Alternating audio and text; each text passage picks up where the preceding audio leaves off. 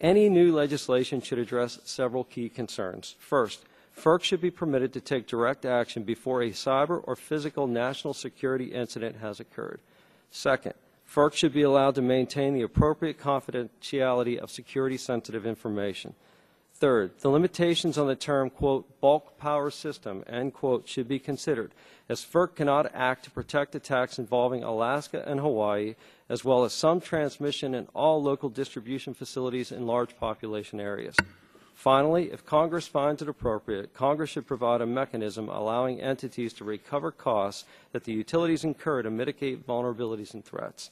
Mr. McClellan, can you describe for us, the members here, as well as the audience, what an EMP attack would be? What are the dynamics? There are two sources of electromagnetic pulse. One source is naturally occurring.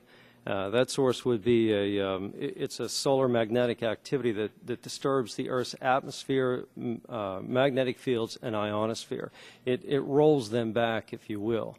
During that rollback time, the Earth's magnetic fields are disturbed. It collapses back on itself, and that produces ground currents, geomagnetically induced currents. Those currents travel through the Earth, and everything that they hit on the bulk power system, they wreak havoc on, particularly large bulk power system transformers. They will destroy those transformers within a matter of seconds if they haven't been mitigated against such an occurrence. There's also go ahead. Oh, there's also man-made EMP, electromagnetic pulse attacks. Those generate three separate types of energy disbursement. One is termed an E1. It happens within a billionth of a second. It's a very high, very strong radio frequency type energy burst. The wires and the transmission wires and facilities act as antenna. They pick that burst up, and it destroys all control equipment.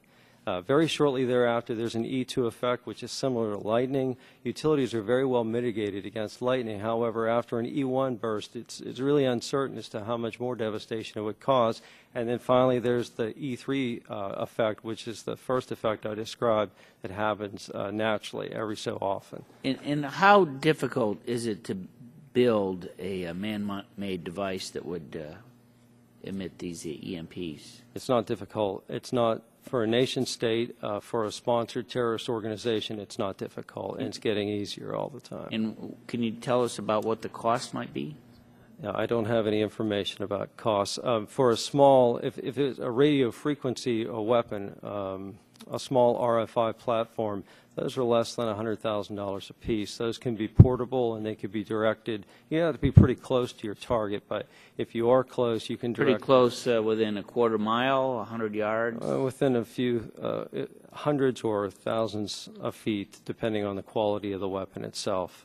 It's certainly possible to put a small portable weapon in a vehicle-mounted platform and direct that at facilities. And our bulk power distribution systems, they would be pretty vulnerable to that type of attack. Is that right? We don't. The Commission doesn't have any information as far as what folks have done or haven't done regarding EMP mitigation. But we suspect there hasn't been a lot of activity there. And again, that's a physical attack, not a cyber attack. That is correct. And Mr. Brown, as you indicated, that you believe that H.R. 2165 is the best approach. 2165 looks at only cybersecurity. It does, as I understand it, does very little for physical security.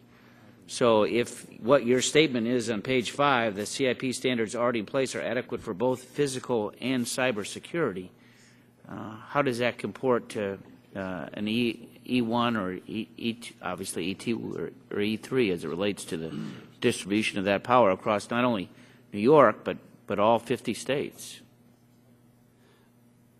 And that's sort of the crux as we look at the two different bills before us. 2165, which you said is the better bill, does not have physical security. It does not include Alaska, Hawaii, Guam, New York, or as it gets, as the chairman said, the distribution.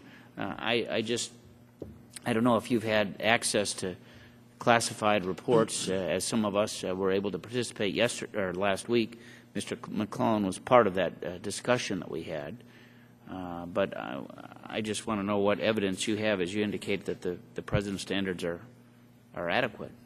Well, obviously, I don't have access, and that's one of the concerns we have, is that we don't necessarily have access to some of the newer threats that are emerging.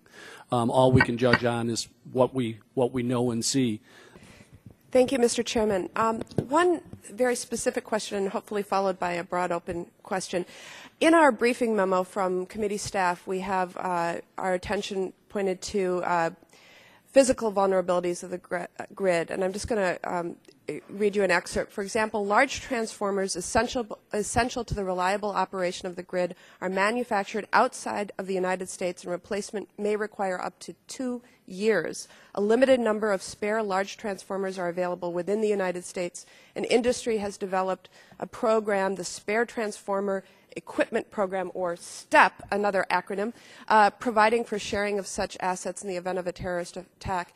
Any policy recommendations of how we can, and I'll ask you, Ms. Hoffman, recommendations on how we can be more prepared in the event of an emergency?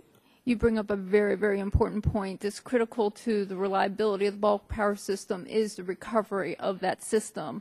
So an important aspect of that is the focus on manufacturing and manufacturing capabilities in the United States. So as we look at developing protection mechanisms, we must recognize that some parts of the grid will go down. So another key aspect is how fast can we restore?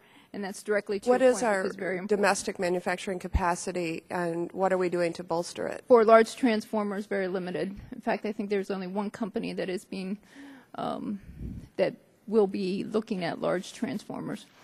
I want to highlight that in April 21st, 2009, a study by the National Academy of Scientists found that the U.S. could suffer 1 to 2 trillion in damage as a result of EMP, and it would take 4 to 10 years to fully recover. By contrast, Hurricane Katrina inflicted 150 to 300 billion in damage. So this is my fear and concern. It was just a general knowledge question on the issue of the solar interference, and really, Mr. McClellan, I guess this is for you.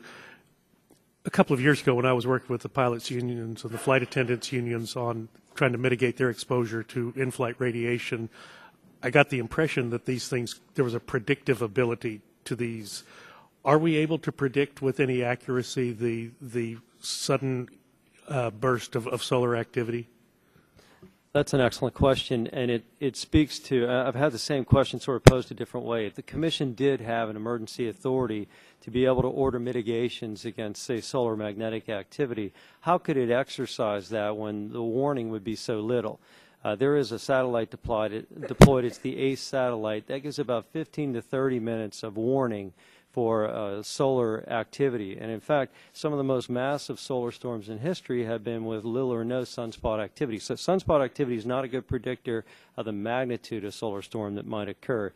15 or 30 minutes would be wholly inadequate unless the Commission had ordered mitigation plans be put into place first. For instance, the EMP Commission said that a good way to mitigate against E3, this effect, would be to put a resistor in series with a transformer, maybe even a capacitor. Those could be put into place with 15 to 30 minutes. As long as the entities were practiced, they could be given that notice, and the thought would be they'll get more and more time, and they could switch those in to mitigate.